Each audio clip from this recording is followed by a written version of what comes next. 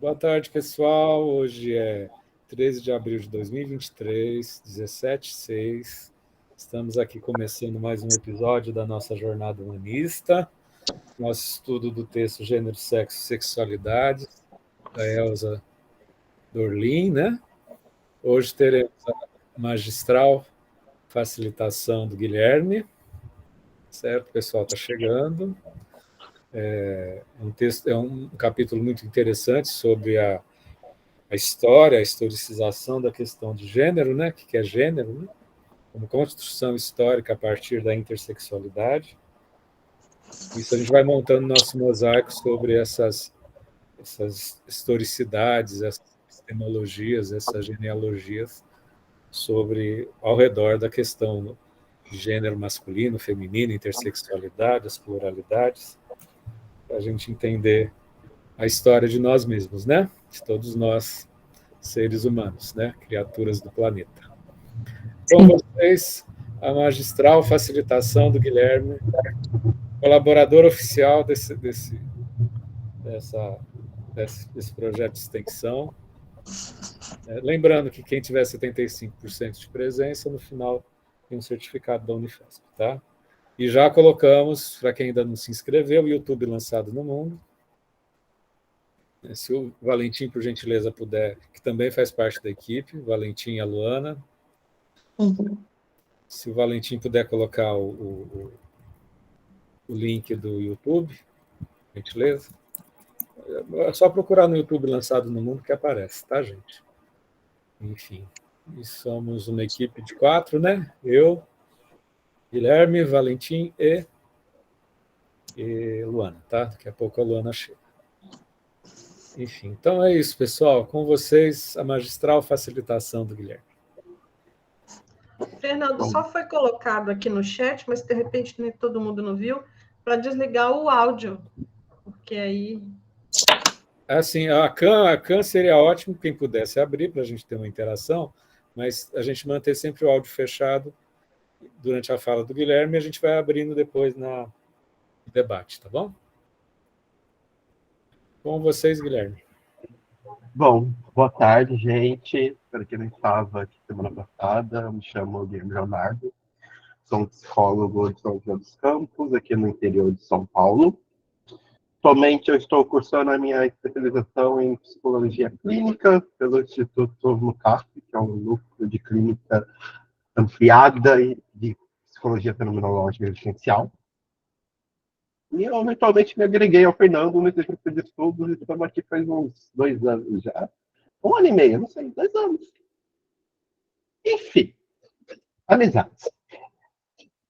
Bom, hoje nós vamos conversar um pouco sobre o capítulo 2 do livro, né, Sexo, Gênero e Sexualidades, da historicidade do sexo. Bom, a autora vai fazer exatamente o que ela propõe no título. Ela vai traçar uma historiografia do conceito do sexo a partir do surgimento, né, da ideia do gênero. Então, meio que pular um pouco do caminho, né, porque é bem interessante também abordar de onde surgiu a palavra sexo desde então. Bom, ela começa dizendo, né, que o gênero é uma criação de médicos intervencionistas, né, em especial o John Money, foi um cirurgião dos Estados Unidos que criou a palavra gênero para lidar com a questão social no papel da redesignação do sexo. Como ele era um cirurgião que cuidava de quando as pessoas nasciam com genitálias que eram ou masculinas e femininas ou informadas entre elas, né, ele participava desse processo para lidar com cirurgicamente. É interessante pontuar, então, que ele já explicita, né, que o gênero surge para lidar com o processo natural de sexuação funcionou mal. Isso quer dizer que, né, o processo de sexuação ele apenas não se completou em sua totalidade, que deveria alcançar, então, né, o gênero, o sexo fêmea ou macho. Assim, né, ele estabelece essa flexibilidade, né, entre o sexo e o gênero, o que cria certos problemas, porque acaba com a evidência natural que nós temos, que é o sexo biológico que define o papel do gênero, ao mesmo tempo que some, quando ele institui o gênero, o processo de sexuação, ou seja, a transformação da criação do sexo. Assim, nós temos, surge nesse decorrer, a criação da bicategorização sexual, que é a diferenciação de fêmea e macho, mulher e homem, e surge a partir dos estudos da heterossexualidade que aparecem exatamente no âmbito de definir as pessoas homossexuais e bissexuais como os anormais, né? Parece, então, como uma deviação, uma perversão da sexualidade dita normal, que aí se estabelece uma certa sexualidade como dita normal a partir da perversão. Nós temos, então, o surgimento do que nós vamos vir a criar e a tratar em âmbitos acadêmicos como a diferença sexual, que é exatamente aquilo que distingue a possibilidade de um gênero do outro ou de um sexo do outro. Assim, a autora estabelece, dentro desses parâmetros, né, a sexuação como sexo biológico de gêneros e traços de reprodução social. Ou seja, todo o processo que vem a criar o sexo, ele é biológico, social e tem uma função reprodutiva. Mas, ora, novamente, isso complica as coisas. Se perde a naturalidade daquilo que se tem instituído. Novamente, para frente, ela vai trazer com outros autores a ideia do gênero como nós temos atualmente, que é o conjunto de identidades, papéis, valores femininos e masculinos como produto e socialização. Aqui entra uma história muito interessante, que é que se escolhe a palavra gênero como aquilo que se deve ser falado, aquilo que se deve ser estudado, e se ignora a naturalização do sexo biológico como entidade histórica. Isso quer dizer, em outras palavras, que não se deixa intocável o papel do sexo na naturalização do homem. O homem também é uma palavra ruim, do ser humano. O que retorna exatamente quando eu comecei. Eu não começo de uma análise histórica do sexo, mas do gênero. Aqui eu vou citar uma frase que ela disse, depois eu vou pegar a frase, a frase da metade. Ela diz na página 41 do livro. A distinção entre sexo e gênero encontra-se em seu limite pelo fato de que a desnaturalização dos atributos do feminino e do masculino tem, ao mesmo tempo, delimitado e, com isso, reafirmado as fronteiras da natureza. Ao desnaturalizar o gênero, retificou-se também a naturalidade do sexo. Ao priorizar a distinção entre sexo e gênero, negligenciou-se por completo a distinção entre sexuação e gênero, entre um processo biológico e sua redução conceitual aos sexos macho e fêmea, o que consiste na naturalização de uma relação social. Eu achei que nós temos um ponto muito interessante a se discutir, né, que eu gostaria até de ter esse debate, né, que não seria o sexo também uma naturalização de uma relação social? Pelo menos a maneira como nós discutimos ele, pelo menos a maneira como isso é atribuído cientificamente, porque parece, então, né, que por mais que o sexo como um limite ideológico, ele deve permanecer não debatível, não vou falar a palavra direita. Mas, ao mesmo tempo, se esquece, né, que a maneira conforme se lida com o sexo está situada num certo mundo, num certo período histórico, uma certa relação de poder estabelecida entre as partes. Ou seja, o próprio conceito de sexo, da maneira como nós lidamos com ele tematicamente, né, ele possui um fundo social. Apesar de não gostar da palavra social, como prefiro a palavra histórica. Assim, ela passa, então, a tratar do sexo bicategorial, né, como um obstáculo epistemológico que precisa ser não é veículo isso completo, gente. Eu lembro da palavra em inglês, mas não em português. Precisa ser superado para continuar com os estudos, né? Assim, nós temos algumas categorizações do sexo, que ela usou como o sexo moral, o sexo gonadal, que é das gônadas, o sexo hormonal, que vem a partir dos hormônios secretados pelas gônadas, e o sexo cromossômico, baseado na questões cromossômicas XY, XY que nós temos. Assim se estabelece, né, quando se percebe o sexo como uma barreira, uma certa crise se institui no campo, porque se torna, pega-se o sexo e o torna como uma propriedade substância, ou seja, substancial, que tem substância em si, tem concretude em si. Esse é o grande problema da filosofia trazida deixada para a gente por Descartes, né? A gente procura pelas substâncias nas coisas, né? A gente se atribui que aquilo que é, as coisas são, é exatamente o que não muda. Esse é o nosso grande problema da substância.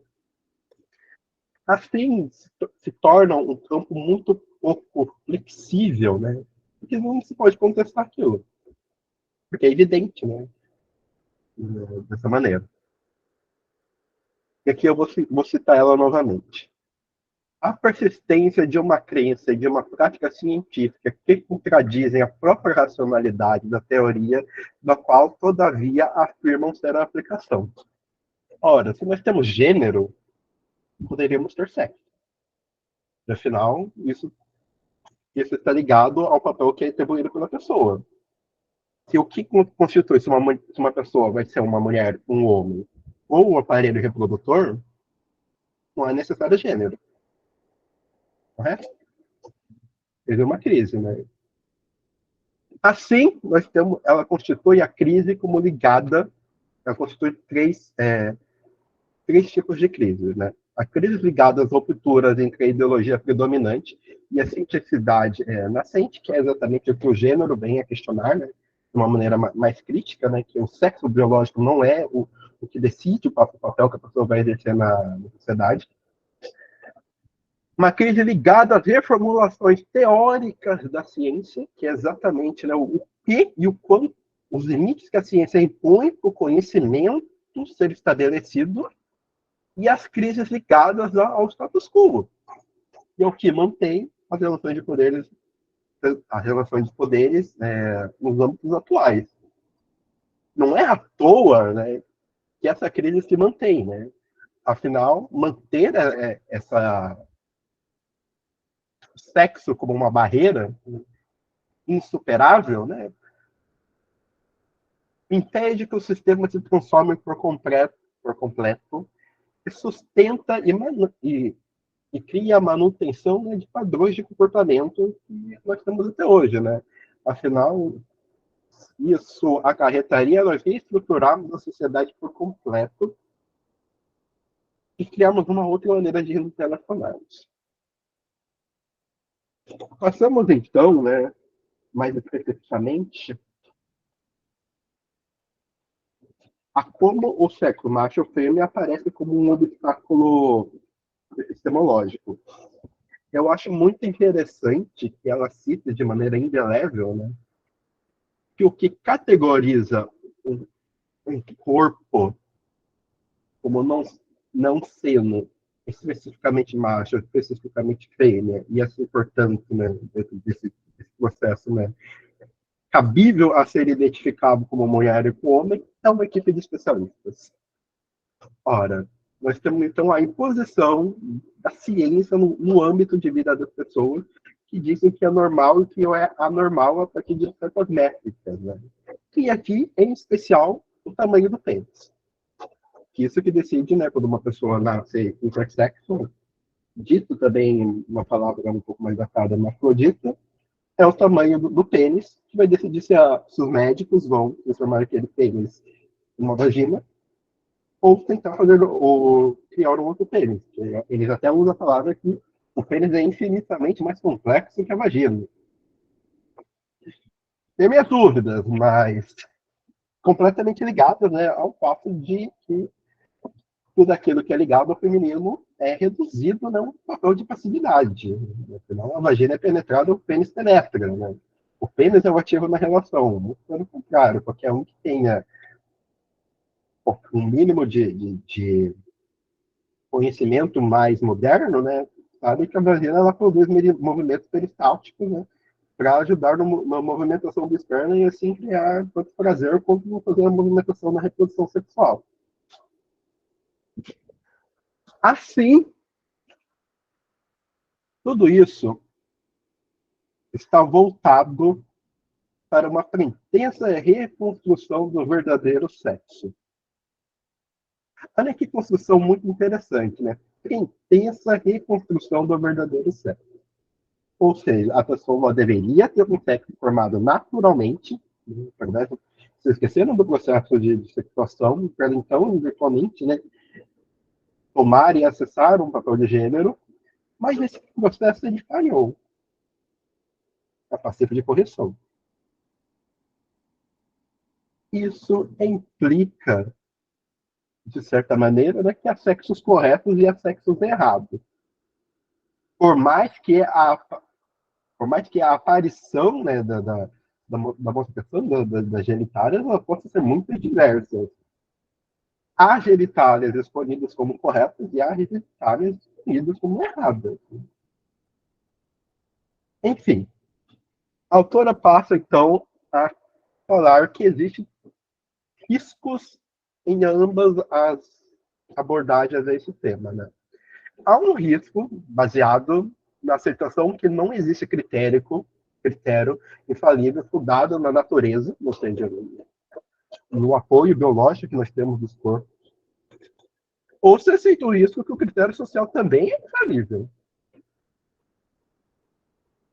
Ora, o que se decide o processo de gênero? A biologia ou social, os dois ou nenhum?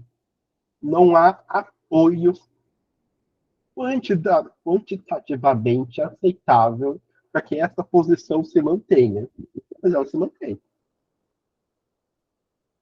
Segundo a própria pesquisa da autora, naturalmente, 45% dos homens apresentam características anatômicas que não são compatíveis àquilo que os profissionais que realizam a cirurgia de redesignação do sexo em bebês que nascem intersexo consideram como não compatíveis. Espera aí. Como que isso funciona, então, né?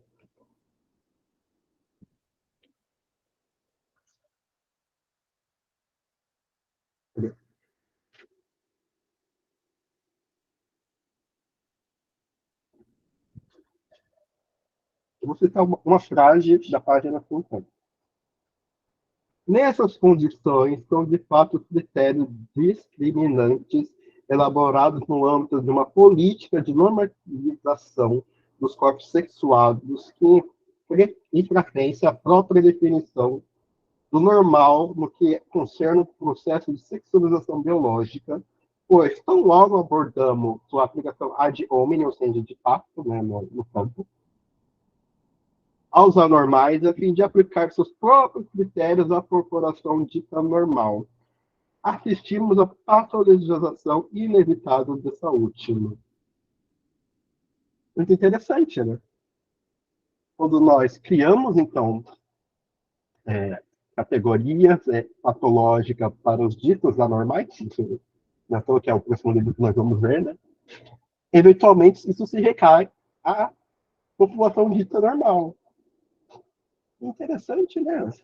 Me parece, então, que é normal e anormal tem um critério muito político que só deve ser aplicado a uma certa tipo de pessoas.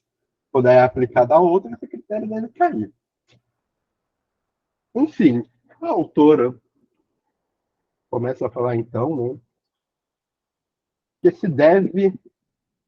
isso se dá, então, a uma divergência entre a teoria e a prática, né, do que a ciência mesmo preconiza. Ou seja, né, a teoria ela aponta para algo, Mas, em prática, essa teoria não tem como ser aplicada, porque postos ideológicos, políticos, impedem de serem aplicadas. Por fim, né, ela questiona, então, que é necessário aproveitar o próprio caráter de crise que essa ciência produz, que a divisão entre sexo e gênero e sexuação produz, né, para modificar o campo. Eu entendo que isso é uma, um,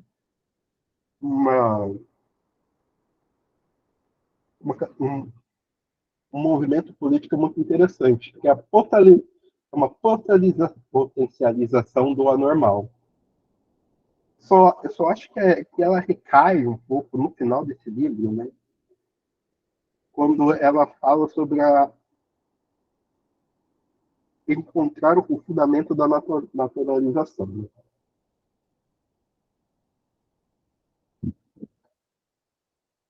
Eu quero citar essa parte. Né? A capacidade normativa do gênero, o fato de que a relação social possa subculturizar o processo de sexuação em dois sexos biológicos, a despeito de uma normatividade natural polimorfa, provém, portanto, da sua capacidade de manter um regime teórico e prático em si. Eu penso, então, se não era o fato, né, de não se procurar qual é o substrato do normal, e assim acertar que não há normalidade. Porque o que nós temos em prática, né, de certo modo falando, né, é que por mais que as relações sociais recognizam certos órgãos, certos comportamentos como normais, é exatamente a escolha disso como normal que cria o padrão de normalidade. Ou seja, a normalização ela tem caráter normalizante. Ela cria a norma. Mas isso também implica do outro lado. Se a norma é criada, isso quer dizer que não é norma.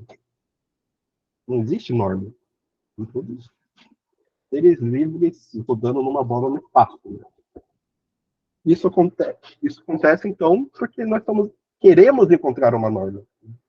De uma maneira ou de outra. Porque é a partir da norma que, dentro da nossa tradição, nós somos ensinados a lidar com as coisas. Né? A partir do teu padrão estatístico de tal e tal coisa, que criamos a melhor maneira de lidar com tal e tal coisa. Né? E geralmente, quando você põe a prova, não dá muito certo em casos específicos. Por exemplo, não estou aqui dizendo que, por exemplo, escolher qual lugar que se mais que tem gripe para administrar a vacina não vai funcionar. Vai funcionar. A questão é tentar aplicar isso em coisas de padrões individuais, no sentido de formação daquilo que nós somos. Por fim, acho que é isso. Desvazei demais, eu sempre falo muito rápido, é meu karma. Começa a falar Mas eu acho muito interessante, né, eu voltar, e aqui é um comentário, né, que o meu supervisor, ele sempre fala que todo sexo e toda sexualidade é pervertida, porque não tem sexualidade normal. Por isso, cria a necessidade de uma heteronormatividade para se assegurar que aquela pessoa ela é normal. Ou seja, é algo simplesmente para esconder o caráter de pluralidade, né, que se tem nessas situações. Vamos lá, gente. Se a gente abre demais, a maioria das pessoas também enlouquece, né? Elas precisam de um certo fechamento das possibilidades para lidar com a vida no cotidiano. Né? A questão é que o fechamento dessas possibilidades acarreta em violência para outras. Né? Caso contrário, não podemos ter nada de ruim. Enfim, bora lá, gente. Vamos Obrigado, Guilherme, pela facilitação em nome do nosso coletivo. Camila levantou a mão. Entenda assim que é facilitação, gente. Entendeu? Tem pessoa, já informo que já preenchemos a lista dos facilitadores para o ano inteiro, gente. É uma conquista do nosso coletivo. Camila, querida. Vocês me escutam, gente? Sim. Estão me escutando? Certo. Eu não sei se eu já falei aqui no grupo, então vou me apresentar. Meu nome é Camila, sou psicóloga formada pela Unifesp, aí sigo em pesquisa com o professor Fernando, também grudei, não descolo mais, né? E eu gosto muito do espaço do grupo e participo também desde o início dele. Como o Guilherme falou, acho que é um espaço muito, muito rico, a gente troca muito, sempre tem muito afeto, assim, e é um jeito que eu me identifiquei muito de estudar. E eu queria comentar sobre esse capítulo, para mim foi muito.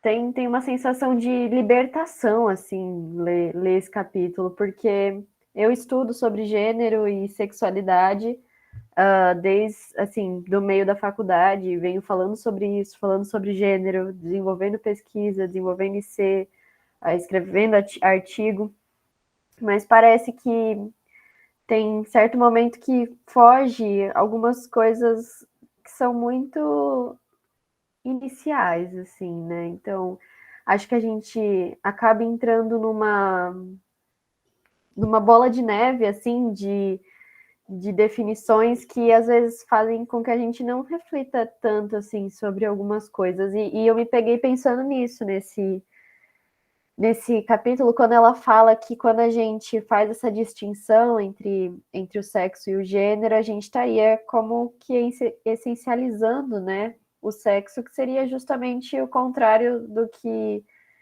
a teoria tem por interesse, né, que seria uma ampliação em vez de redução. E aí eu fiquei pensando sobre como, às vezes, a gente sente essa necessidade, né, o tempo inteiro, na verdade, de colocar nessas caixinhas, e como às vezes para a gente explicar uma coisa que em tese seria contrária à essencialização, a gente acaba essencializando, né, que seria o conceito de gênero. E aí pensar nisso, junto com isso que o Guilherme colocou no final, sobre manter o regime teórico e prático em meio à crise, isso fez muito sentido para mim nessa linha de que a crise seria esse movimento que não permite que a gente volte a essencializar as coisas e colocar nessas caixas, assim, né? Então, eu queria mais compartilhar essa sensação mesmo de olhar para o capítulo e parar e, nossa, é verdade. Parar para pensar mesmo, sabe? A gente vai nesse embolo de ler artigo, ler teoria, ler livro. E esse livro me apresentou, assim, um momento que foi quase que uma conversa, assim, sabe? Aquela conversa boa que a gente senta na mesa do bar e começa a falar sobre a vida. Eu me senti assim, lendo esse capítulo. Foi muito bom. E essa parte da intersexualidade, eu também fiquei pensando muito sobre, né, o quanto que isso não é... O Guilherme falou, né, que é uma equipe de especialistas, e nessa equipe tem psicólogos, né, e o quanto que isso não foi falado na minha faculdade. Eu acabei de me formar e eu li um texto, assim, em aula mesmo, sobre intersexualidade. De resto, eu tive que buscar fora, assim, né? Então, o quanto que esses profissionais também estão com esse poder de impor, né? Qualquer coisa, se, assim, olhando para uma realidade, a minha realidade, no caso, pouco tem se estudado sobre, mas a gente sabe que acaba sendo uma tendência em relação a gênero, né? Acho que era isso que eu queria falar. Obrigado, Camila. Daniel, boa tarde. Boa tarde, pessoal. Vou manter com o vídeo fechado aqui, que eu estou com 17% de bateria. Mas não sei se todo mundo lembra, né? Eu sou médico. Eu estou, né, me aprofundando nesses estudos. E eu queria trazer a imagem aqui daquele emoji com fumacinha na cabeça, sabe?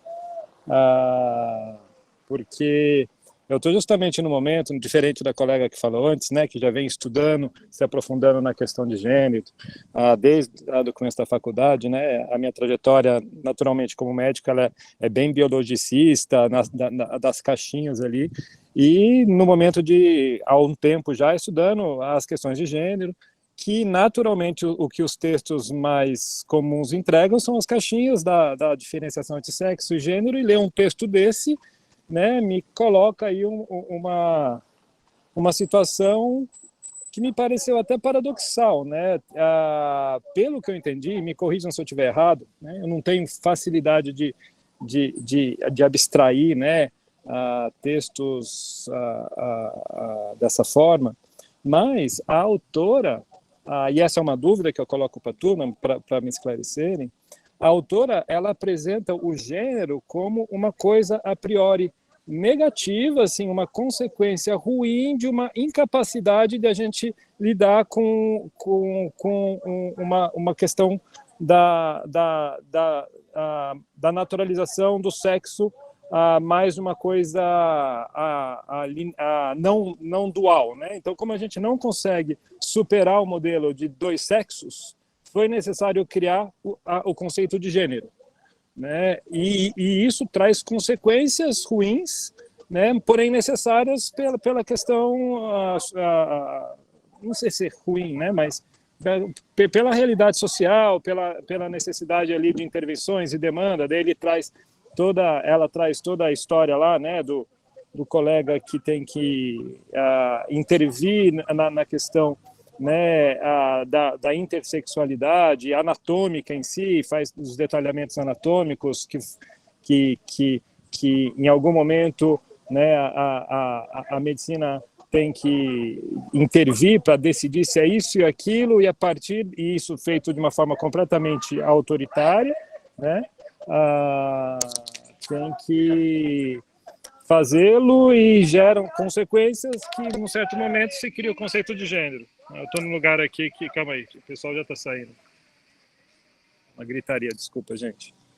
Mas, enfim, né, trazendo um questionamento para o grupo se a minha interpretação foi equivocada, né, nessa perspectiva de como ela apresenta o gênero, porque até então, para mim, existe, né, era uma coisa visível no cotidiano, né, quando se coloca ali a distinção entre gênero e sexo, e isso sendo necessário para haver uma categorização possível, né, aí no meio social, né, ser concordante ou discordante, a gente tem que lidar com isso, né, quando o ideal seria que não existisse dois sexos e pela uma questão de desenvolvimento biológico, social, e fosse uma coisa mais fluida, né? Sem precisar ser um ou outro, pelas variações anatômicas. Então, né, eu lanço a pergunta e essa minha reflexão, e faço uma observação também, né, para encerrar minha fala, nessa minha posição de quem tem ali uma vivência mais voltada à ação clínica, né? Não que eu lide com isso, né? Eu sou um médico de família, um médico mais clínico mesmo, enfim, tenho uma sensibilidade, não é à toa que eu estou aqui para as humanidades, etc. Mas tem muitos colegas, em especial um grande amigo meu, que é um urologista pediátrico, e a vida dele foi estudar intersexualidade e intervir. E não sei o quanto que vocês conhecem a carreira médica, mas o cirurgião é uma pessoa extremamente cartesiana por essência, né? Não é à toa que ele busca, eles mesmos falam, né, que são pessoas que têm dificuldade de maior reflexão, mas são executores, né? Esse meu amigo que é cirurgião pediátrico, ele fala que ele é um macaco em treinamento que sabe fazer ali procedimentos, né? E a ele que compete junto com essa equipe decidir, a partir daquela variação anatômica, né, é justamente essa situação que o livro descreve. E hoje em dia ele é um exímio cirurgião pediátrico no Canadá, lá não sei se vocês conhecem o Sistema de Saúde do Canadá, até por ser, né, um sistema universal, com base em atenção primária, tudo distribuído, tem polos nas grandes capitais que só cuidam de doenças específicas que drenam pessoas do mundo todo, do país todo, né? Então tem lá o hospital que chama Sick Kids, que todas as crianças que têm algum problema no Canadá todo, do ponto de vista do sistema público de saúde, é encaminhado para lá. Então, esses 2% de prevalência que o capítulo diz de intersexualidade, né, aqui no Brasil é tudo meio que espalhado, assim, lá no Canadá vai tudo para lá e ele é uma das pessoas que fica lá resolvendo as coisas. Né? Então, vê isso o tempo todo e só faz isso. No Canadá, né, um país extremamente progressista, e ele estava confidencializando comigo, né, que ele está, nesse momento, né, da carreira dele, e ele faz isso há pelo menos 10 anos, mas nos últimos anos, vendo a profissão dele a ser questionada, ele é angustiado, né, de ter que viver essa situação onde o que ele fazia com naturalidade agora não é mais assim. Até com medo do que vai ser da habilidade que ele adquiriu aí, porque é o que ele mais faz, como urologista pediátrico, né? Então, trazendo aí um relato de um contexto de um colega que vive isso, e ele naturalmente é muito atualizado na literatura, ele fala como isso acontece na Europa, como que aqui no Brasil é tudo mais incipiente, mas o que a ciência está aí, e ele como cirurgião, ele é crítico a esse questionamento como um todo, porque para ele é natural decidir em 2 sexos e operar exatamente o que o livro descreve, né?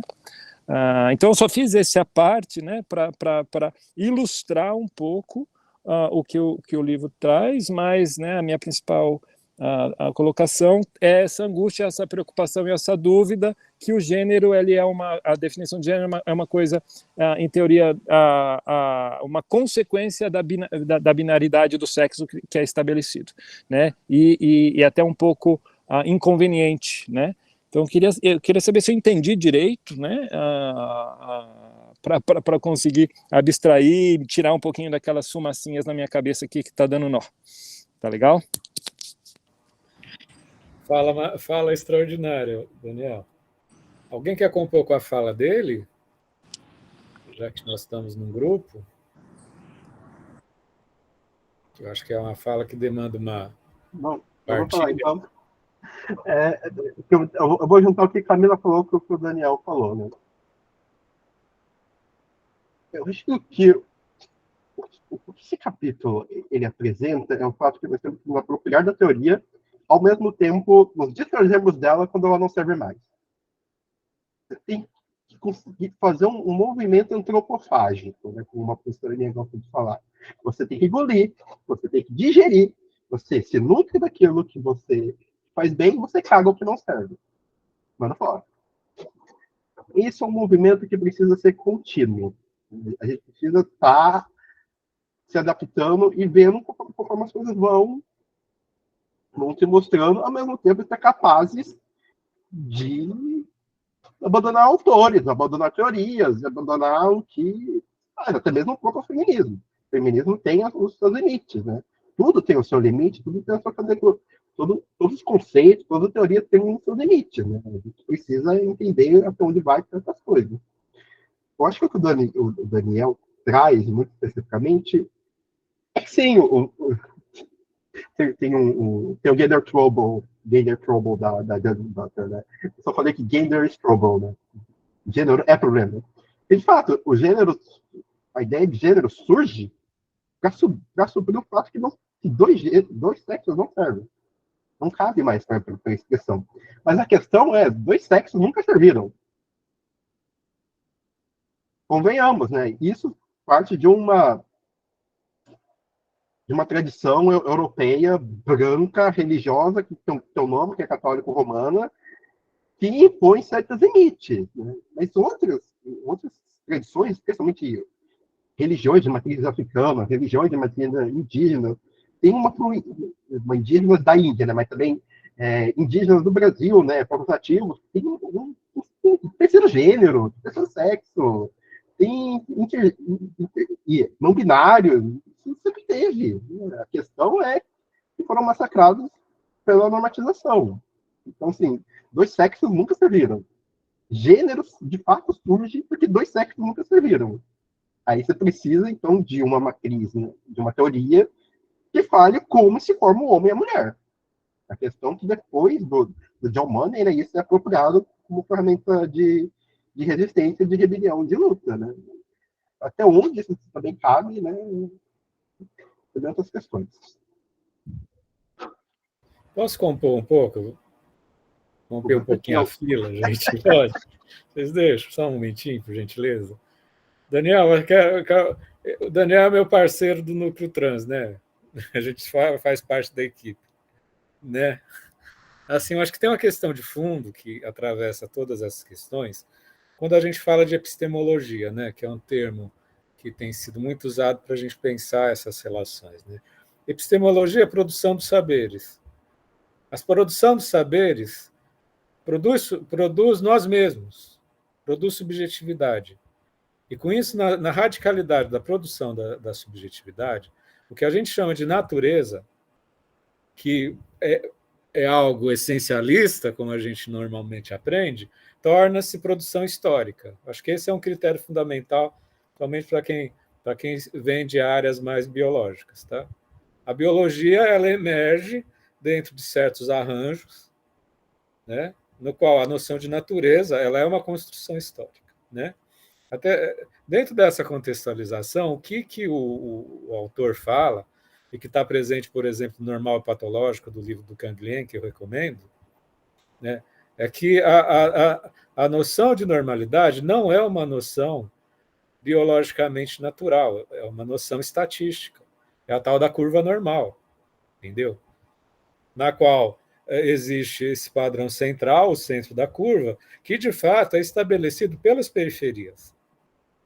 É o desenho periférico dos excluídos, seja numa positividade à direita da curva normal, numa negatividade à esquerda, né, que vai construir, que vai criar essa abstração matemática. É isso que o autor coloca. Então, quando a pessoa faz um quadro, fica imaginando um médico fazendo um quadro das várias variáveis do pênis ou da vagina, no sentido de estabelecer uma escala para fazer uma redefinição no contexto, uma redesignação de sexo no contexto da intersexualidade. Isso é uma escala estatística, não é uma verdade não é uma verdade de um ser. Não existe uma ontologia, um ser. O que existe é um quadro estatístico que, de repente, se mudar o processo civilizatório, se a gente sair de São Paulo, a gente for para uma tribo africana, ou se a gente for para o Alasca, essa curva vai, de alguma forma, variar. Então, isso faz com que a natureza seja uma construção matemática, uma abstração. E tudo que a gente chamar de normalidade, que numa leitura de causalidade, causa e efeito, a gente associa a um valor natural, biológico, tudo que a gente chama de naturalidade passa a ser uma abstração matemática. Entendeu? E quando o olhar do médico o olhar do médico dá essa visibilidade, que essa visibilidade de fato acaba sendo matemática, dentro de uma escala matemática abstrata, entendeu? Esse é quando a gente faz uma análise epistêmica. Aí o gênero se torna um ponto de uma curva matemática, uma abstração. E por isso que acontece, como no caso de John Money, que ele tratou de dois gêmeos. Ele fez uma pesquisa que foi considerada uma das pesquisas mais cruéis da história da humanidade. Ele pegou dois gêmeos hermafroditas, fez uma redesignação de sexo lá na infância para sexo, se não me engano, feminino para os dois, ocultou deles a vida inteira, e eles começaram a manifestar no transcurso da vida inteira uma inadequação à identidade, a essa construção feminina, quando eles souberam, numa certa altura da adolescência, depois de um tempo, na altura dos 30 anos, eles se suicidaram. Entendeu? Porque a questão do ser foi negligenciada em virtude de um cravamento matemático. Entendeu? Então, é isso que se fala. O gênero, quando a gente faz uma análise de construção dos saberes, da historicidade dos saberes, o gênero passa a ser um enunciado, que a gente faz uma enunciação, né, enquanto construção histórica, que vai mudando no transcurso da história. E sai dentro de um quadro matemático, dentro de um quadro preciso. Por isso a angústia do teu colega do Canadá, que ele teve uma formação de quadro, numa tabela, de situar uma tabela a partir de indícios, né? E hoje em dia a gente vive uma contemporaneidade onde isso é politizado, socializado como uma construção historicamente situada, entendeu? E reforçando o que o Daniel falou, quando a gente estabelece a noção de gênero a partir da intersexualidade, isso vem de alguma forma, num sistema de causalidade muito linear, isso vai se amarrando à questão do sexo biológico macho-fêmea, a partir desse referencial naturalizado, e não de natureza. A história naturalizou que o sexo biológico do macho é de um jeito e a fêmea é de outro, com uma raiz corporal biológica muito forte e atrelada a ela toda uma série de questões culturais, hormonais, aquilo que falou, cariótipo, hormônio, né? Todo um processo identitário que também atravessa uma série de arbitrariedades culturais, de comportamento, de expressividade, de presença no mundo. Né? Não sei se de alguma forma posso colaborar com a colher desse angu, mas respondendo ao Daniel, de fato, conforme o texto mostra, a noção de gênero, que é mais ou menos recente, veio de alguma forma se alinhavar de uma maneira muito reacionária, né? No sentido afirmativo da dualidade. Sendo que cada sujeito, se a gente pensar em pluralidade, se tem 7 bilhões de pessoas no planeta Terra, tem 7 bilhões de pluralidades, entendeu? Como a ciência contemporânea vai dar conta da pluralidade enquanto singularidade, aí é uma outra dimensão que, eventualmente, aqui a gente pode trocar algumas ideias a respeito. Quem levantou a mão foi a Yara, depois a Jéssica. Obrigado, gente, por vocês deixarem eu ter cortado um pouco a fila.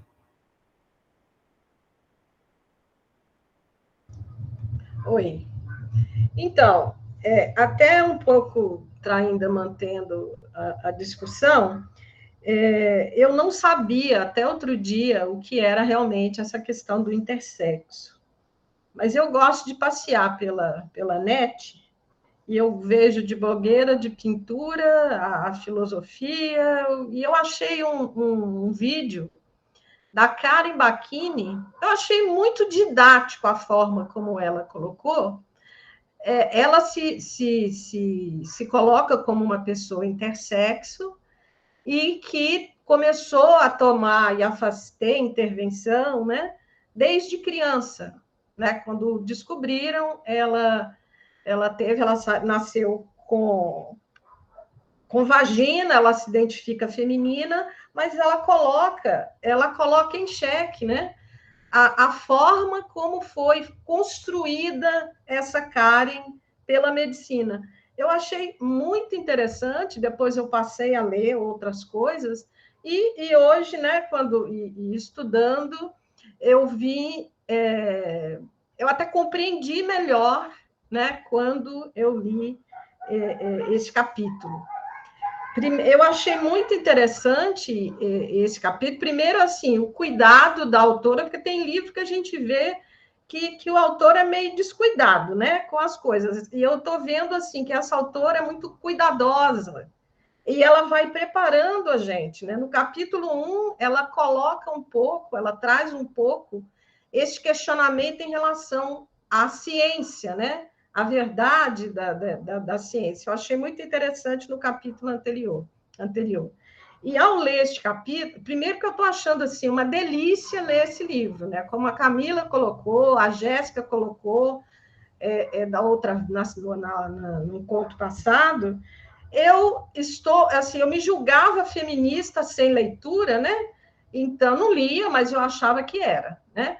Então, eu estou achando muito bom trazer, eu ter optado, né, o grupo ter optado por esse livro, pela forma, pela condição, assim, histórica, como a autora trabalha muito bem os temas, e assim, como ela também tira a gente do lugar, né? Como ela coloca em xeque os nossos conhecimentos. Eu achei muito interessante, eu falei, gente, esse texto não dá para dar para machista, né, que se assume machista 100%, porque ela coloca por pesquisas, ela traz esse questionamento. Falei, nossa, se o machista ler aqui, os psicólogos vão ter aquele machista convicto, né, que ela coloca em termos de pesquisa em xeque até esse sexo ela coloca em xeque, eu falei, poxa, isso aqui é um gatilho para desestabilizar um monte de macho por aí que se julga, né? Que se acha, né? Eu achei, e também quando ela traz essa questão dessas definições como uma questão de poder. Uma outra coisa que eu achava que gênero era uma construção da sociologia, e ela traz aqui, que eu achava que era da sociologia, né? E quando ela traz aqui, que foi uma questão lá do John Money, né? O John Dinheirinho, o John Money que traz essa definição. Então, eu achei... Eu estou encantada com o livro, estou gostando muito, né, desta oportunidade, principalmente de estar compartilhando aqui, e agradeço muito ao Daniel por ter trazido essa sua angústia, né, para nós, para a gente refletir junto. É isso, gente, estou amando, está muito bom. Grato, Yara. Jéssica, por favor, querida. Ei, gente, boa tarde.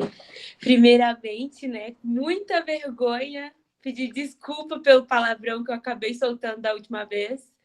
Eu vi lá depois, eu fiquei tão empolgada que soltou um palavrão que começa com F da última vez, mas assim, dizer que o sentimento não mudou, só não vou mais falar o palavrão, mas o sentimento não mudou, tô achando o livro incrível, igual a colega acabou de falar, e tem contribuído muito para talvez um fortalecimento de uma pseudo-feminista que existe em mim, né? Que mal sabia eu que o buraco era bem mais embaixo.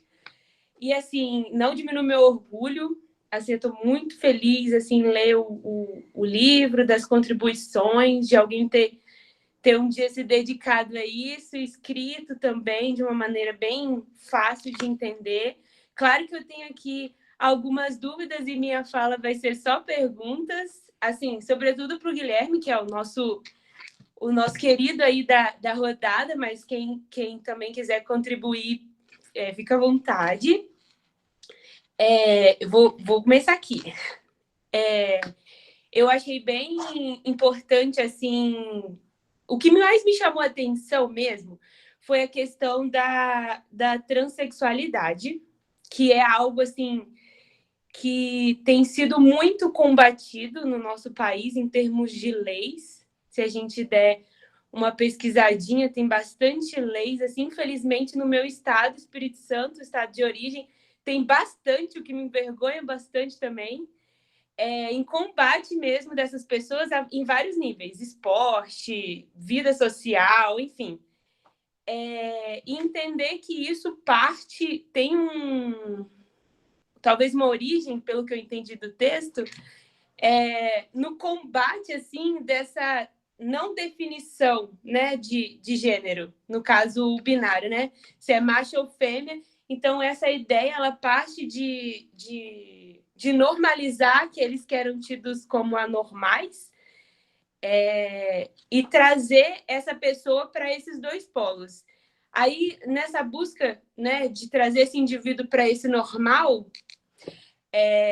bipolar, eles levam, assim, que é chocante, foi muito chocante a parte que fala sobre quando acontece, assim, né, a configuração fisiológica ali não ser tão apropriada para um pênis de tamanho X e uma ereção e tudo mais, faz com que aquele indivíduo torne-se mulher. Até traz o exemplo da criança, né, novinha, que é feita essa enfim, de sexo. Redesignação. Então, obrigada, Fernando. De sexo, então, tipo, é bem chocante que, tipo, se você não tem um pênis X, então você não é macho. Isso também é um problema, assim, né, que foge um pouco do nosso foco aqui, mas que também deve ser pontuado, né? O tamanho do pênis faz a pessoa ser menina ou não ser. Isso é muito triste, muito chocante também, que é uma pressão social também em cima dos homens sobre isso. E também choca bastante o fato de, quando acontece esse procedimento, não é importante, não é foco a lubrificação, o prazer, etc, etc. Aí eu consegui compreender, que aí é a minha dúvida também, esse não foco, esse não olhar, ele parte também dessa ideia de pervertido, porque tudo que fugia dessa coisa da reprodução, pelo que eu li aqui no texto, era entendido assim, até dentro mesmo da heterossexualidade, quando o indivíduo ele tinha fetiches, ou ele tinha hábitos que não eram apenas para procriar, para reproduzir, ele era também, né, porque a gente entende como o mais aceito socialmente é o heterossexual, né? Mas até dentro da heterossexualidade haviam problemas, assim, haviam patologias, perversidade, etc., coisas a serem combatidas. Então, você vê que o foco todo não é só trazer esse indivíduo para um dos lados, mas também trazer esse indivíduo para um dos lados, tornando esse indivíduo biologicamente, pelo menos, apto à reprodução. Assim, então, tira desse indivíduo qualquer subjetividade, assim, tanto do entendimento do que ele é, assim, a termos do seu órgão, do seu corpo, ou do que ele quer se relacionar, ou se não quer também, porque, tipo, você não tem escolha, você foi programado para fazer aquilo dali. E esse é um dos meus pontos, bastante longos, mas também eu queria a contribuição numa parte que eu até botei umas interrogações, que eu tô com a versão aqui online, né, do livro, então eu não sei qual página que é, mas tá dentro do primeiro tópico ainda, que é a arqueologia do gênero. Aí começa uma página, 2, 3, na quarta página, que é parágrafo lá, eu acho que é o terceiro parágrafo, que começa: a distinção entre sexo e gênero encontra assim seu limite pelo fato de que a desnaturalização dos atributos do feminino e do masculino tem ao mesmo tempo redelimitado e por isso reafirmado as fronteiras da natureza. Então essa parte assim ficou um pouco de sexo e gênero, ainda não ficou muito claro para mim. Assim, eu sei que vocês já falaram, o Guilherme já falou, até recente ele falou de novo, mas não ficou claro para mim, tipo, qual que é o papel do termo gênero. Então, quando ele surge, qual é a função dele? É tentar minimizar o impacto dessa bipolaridade entre macho e fêmea? Eu não fiquei perdida. E é isso, a minha pergunta mais é isso, um comentário, saber a opinião de vocês em primeiro momento e depois essa ajuda aí para eu poder entender de fato sexo e gênero, que ficou bem, assim, ainda perdido para mim. Obrigado, Jéssica. Alguém quer compor com a fala da Jéssica? Depois a gente tem a Mila, depois eu estou na fila e a Elisete. Quem quer compor? Depende, Mila, você quer falar primeiro ou eu respondo? Se você falar primeiro, aí eu respondo. Não, pode ser, na verdade, acho que eu me questiono mais dentro da minha área de trabalho, que é a perinatalidade, quando o Fê fala que não existe ainda essa ontologia do ser, pensando até num texto do Laplanche, que fala sobre sexo, gênero e sexualidade, como é que a gente pensar nesse campo médico que define ali o sexo, mas será que isso não começa antes na cabeça dos pais? Porque, por exemplo, eu que trabalho com casais grávidos, já se tem uma ideia do que é esse bebê quando se descobre o sexo, né? Então, acho que é mais também uma angústia, assim, de pensar, mas onde será que começa isso, de fato? Na cabeça dos pais? E aí o médico vai lá e define, porque não está dentro, ou não está, mas deveria ser posto dentro de uma estatística. E aí é colocado, mas para os pais o ser já existia.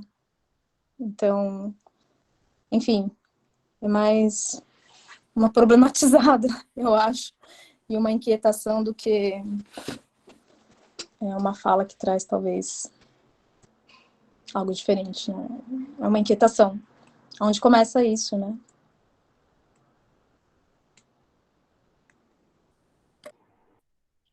Bom, sendo muito fenomenólogo, começa no mundo. Uma história minha, assim, se você me perguntar. A questão é, vamos criar um cenário, vamos deixar a questão da crítica do lado e vamos pensar assim, o que esse médico quer? Esse médico faz uma intervenção, uma pessoa intersexo, por exemplo. E quer que essa pessoa consiga caber dentro da normalidade, porque dentro da normalidade ela vai ter uma vida normal. Ela vai ser feliz. Isso quer dizer de outra forma, né? A normalidade é que dá um padrão de felicidade. Então, se a pessoa estiver fora, ela vai ser infeliz. Então, você é adequa. Porque você acha que tem 500 terapias hoje em dia para tratar a maior número de coisas. E é feliz então, dentro da norma. É isso que o mundo ensina pra gente, né? Por isso que eu acho que também a ideia do sexo ele é exatamente uma construção histórica. Porque o que mais que a gente é, senão a nossa construção histórica, né? O Medard Boys, ele tem uma noção muito bonita, que é a gente usar, ele fala que a gente usar a noção de um corpo histórico. O corpo histórico, ele cabe tanto o corpo biológico, o corpo genético, o corpo construído por nós mesmos. Por que acontece? Muito simples. Eu sou o resultado da minha evolução, da evolução da minha família, que é uma evolução genealógica, de cromossomos, mas no mesmo, por mais que o corpo seja biológico, o corpo é histórico. O sexo também é histórico, ele é instituído dessa maneira. Então, sim, começa com os pais, mas começa com a política, começa com o médico que define tal coisa, que aí os pais leem, aí tem que ser, o sexo tem que ser tal coisa, não, o gênero tem que se manifestar de tal coisa.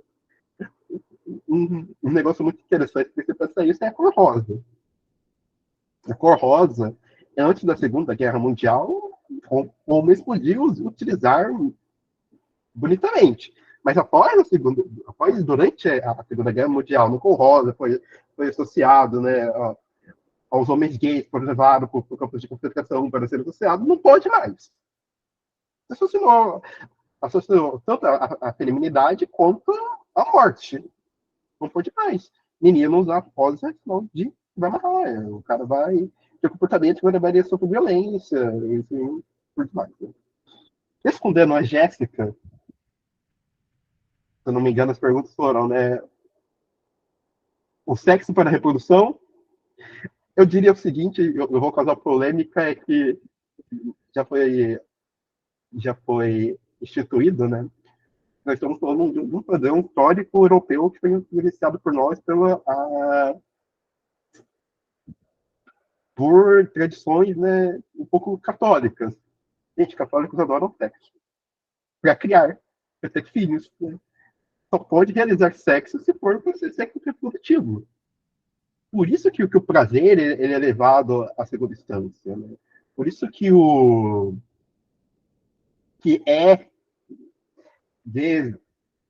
não incentivado, né, o sexo fora do casamento. Porque o sexo do casamento para ter filhos. Filhos fora do casamento também não pode. Né? Isso a gente vê muito presente hoje em dia nos Estados Unidos.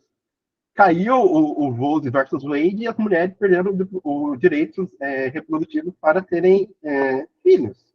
Quer dizer, filhos não, para fazerem aborto. Mas, gente, isso caiu exatamente por uma pressão da bancada conservativa, porque não estavam nascendo crianças brancas. Ora, o sexo ele está ali dentro dessa questão para auxiliar a questão reprodutiva. Está ligado a um contexto histórico e político mais profundo, né? A questão é, na mente dos tradicionalistas, sexo é para ter crianças, para continuar a reprodução. Por isso que ele começa, a autora começa, né, falando que o... Deixa eu abrir minha anotação de novo.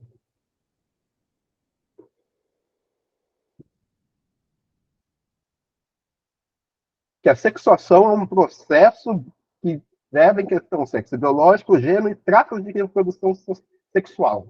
Ou seja, né, o processo de sexuação, que vai ser a sua segunda pergunta, né, que é a diferenciação entre sexo e gênero, A sexuação é um processo no qual é gerado o gênero como categoria bicatorial, né? Fêmea e macho, e também o gênero. É um processo no qual a sexualização é estabelecida, né? Aqui, no parágrafo que você falou, você queria que eu comentasse, no parágrafo que eu vi, está na página 41, que ela fala que a desnaturalização do atributo do feminino e do masculino tem, ao mesmo tempo, redelimitado e, com isso, reafirmado os termos da natureza. Isso acontece porque, uma vez que o gênero ele surge, porque a questão do sexo bicategorial já não mais supre, né, a naturalização necessária do sexo, você acaba se referindo ao sexo novamente, o que deve gerar o gênero. Então, nesse caso, né, o papel de mulher se torna de fato estabelecido a pessoa que tem a genitália, uma genitália com uma vagina. Eu não sei se eu confundi mais. Ou se eu ajudei. Grato, Guilherme. O próximo sou eu, depois Elisete, depois a Mila. Então, gente, eu queria fazer uma questão de fundo aqui, que tem a ver até com o desenho do encontro, né?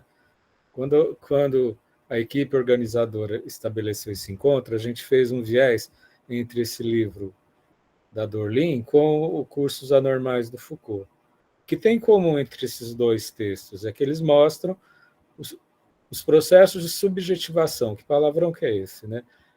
Nós somos sujeitos de sexualidade constituídos historicamente, né? Sujeitos de sexo, sujeitos de sexo, de gênero, de sexualidade construídos historicamente, num viés que a gente vai ver no curso do Foucault, dando um spoiler, né? A partir do referencial do normal e do anormal, que é uma construção histórica, né? O Foucault, gente, ele foi um dos autores que inaugurou, em meados do século passado, a inclusão em grandes centros acadêmicos, no caso Sorbonne, Collège de France, de discussões de sujeitos que até então eram considerados periféricos, tá? Excluídos do circuito acadêmico, como, por exemplo, os loucos, em História da Loucura. Ele estudou os presos, os delinquentes em Vigiar e Punir, e as sexualidades periféricas no História da Sexualidade, que tem 3 volumes. Tá? E aí ele morreu.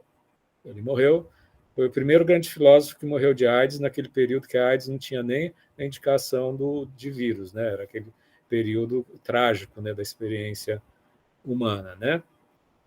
Então, o que está em jogo aqui? Está em jogo, o que acontece? Quando a gente historiciza e a gente dá relevo para as periferias, a gente também dá condição de que se criem uma visibilidade e dizeres ao redor dessas periferias da curva normal, né?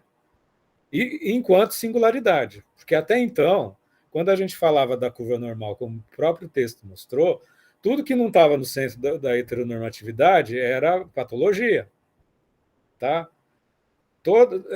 A gente passou o século passado no movimento de patologização. Se a gente pensar que a homossexualidade até os anos 90 era patologia, né? O que dizer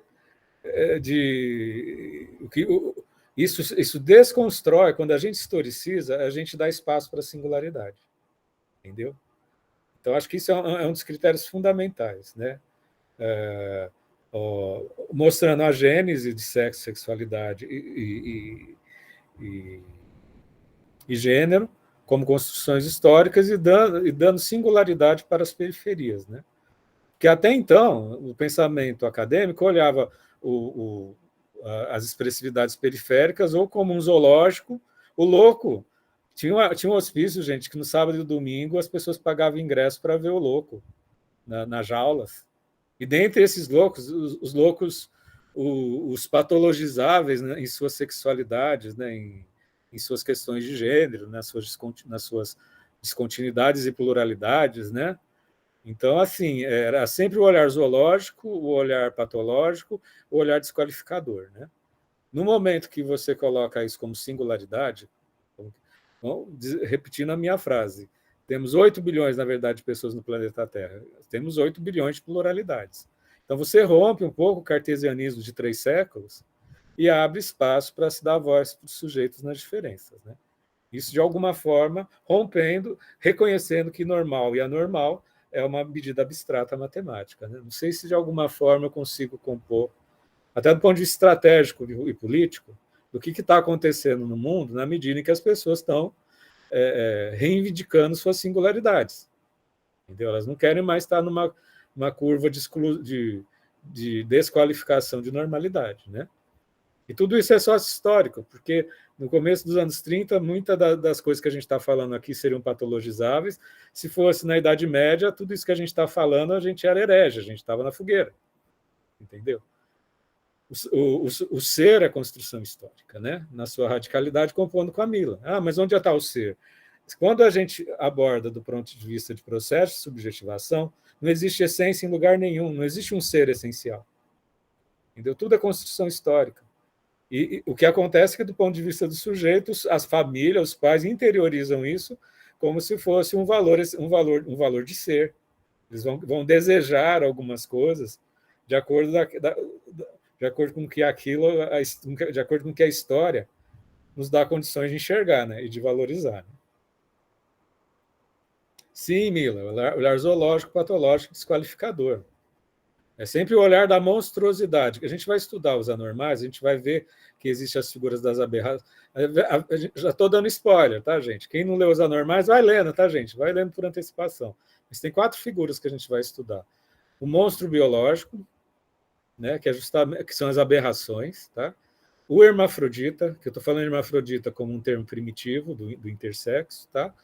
A criança masturbadora e o delinquente. São os 4 campos da normalidade que a gente vai estudar, tá? Como genealogia, tá? Tinham seres que eram monstruosos biológicos, que era assim aquele teatro dos horrores, né? Que tem aquelas aberrações, né? Enfim, a gente vai estudar como isso construiu as medidas do normal e da normal, tá? Spoiler. Agora, Elisete, querida, você levantou a mão?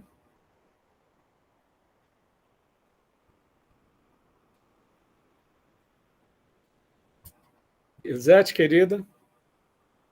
Fernando, eu acho que a Elisete já saiu. Ela está aí. Só se ela... E a Mila? Mila levantou a mão. Não, já era aquela dúvida e ficou com a mãozinha levantada aqui. Okay. Mas já esclareceu. Pessoal, mais alguma questão? Nosso encontro ele tem essa partilha fantástica, né? De muito afeto, né? Fernando, eu fico aqui pensando essa questão da importância da formação, até com que a Mila trouxe, né? Ela traz esse cuidado com os pais. Então, como é importante esta formação, porque eu juro, gente, se eu não tivesse lido, se eu não tivesse as coisas caído, eu acharia essa cirurgia, essa intervenção como uma coisa natural. Não, eu teria prestado um desserviço.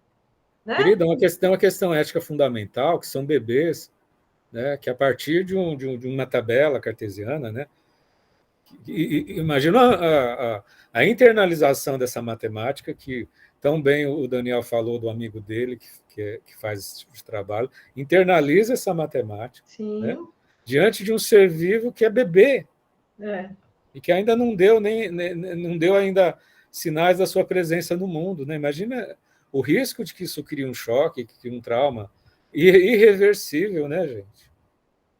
Mas o que a Mila traz em relação dessa expectativa dos pais, né? Quer dizer, ficou grávida, fez o chá revelação. Doutora, eu sou normal, gente. Não é isso. Era rosa, não, gente, é azul. Né? Então, a importância dessa sensibilidade no trato desta formação, agora, é uma desconstrução interna. Eu, com 62... é uma desconstrução de história, né? Reconstruir mesmo, que a própria autora traz, né? A comédia ilustra muito bem. Procura um Porta dos Fundos chá de bebê, que aí aparece umas 10 cores, cada cor é de um jeito, entendeu? Procura, se alguém puder achar e deixar aqui no chat, gente. A comédia, muito ela interessante. conscientiza a E gente. assim, como que esse espaço, né, ajuda nessa, não só da reconstrução pessoal, mas como que ajuda também nessa formação, porque Sim, é uma coisa muito séria isso, muito séria. sim, E hoje eu já tenho, por exemplo, famílias que eu atendo, onde eles já querem dar nomes neutros. Por isso que eu digo que não é muito claro ainda, pelo menos para mim, é uma problemática. Eu acho que a gente está caminhando, de fato, para um esclarecimento, mas existem famílias que já estão pensando em nomes neutros para esses bebês, para que quando eles cresçam, eles não passem por nenhum desconforto em relação à escolha, à orientação, enfim, ao gênero. Ao mesmo tempo, eu vejo que essas mesmas famílias ficam um pouco confusas em relação a essa neutralidade, já que é isso. Para aquela mãe, para aquele pai, eles já partem de um princípio, que será um princípio dado pelo sexo, não pelo gênero. Mas já se há uma construção a partir do sexo. E aí, se porventura algo no meio desse caminho acontece de uma necessidade de uma cirurgia, por exemplo, como é lidar com todos esses atravessamentos, principalmente se a gente fala de saúde mental, num período onde existe uma fragilidade muito grande, principalmente para a mulher, para a mãe que teve esse bebê. Né? Todos os atravessamentos de um baby blues, de uma possível depressão pós-parto, atrelada a essa questão também. Né? Eu não tenho respostas, eu fico só porque a gente não é educado para a pluralidade, né? São gerações, são milênios, gente. Está falando de milênios, tá? Então a gente está essa estagnação, essa preconcepção está encarnada no nosso corpo há milênios. Isso demanda, como a Yara falou, uma grande revisão. Exato. Pessoal, mais alguém quer comentar? Estamos finalizando nossa jornada de hoje. Semana que vem teremos a magistral facilitação da Camila, né? Com o capítulo Nossos Corpos, Nós Mesmas, tá, gente? Semana que vem façam a leitura dos Nossos Corpos, Nós Mesmas. Eu vou passar... Eu quero agradecer ao Valentim, que ele está fazendo o upload das gravações lançado no mundo, tá? Né? Camila Sanches.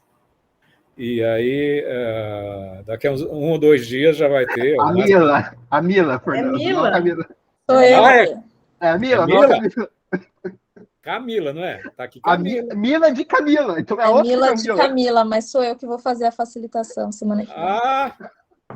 Tá Camila na tabela, Eu gente. tô dando a Camila que eu não. Tá Camila na tabela. Você está muito binário, viu? Tá Camila na tabela, gente. É a Mila Rosa, tá bom. Então é isso. Mais alguém quer finalizar, gente?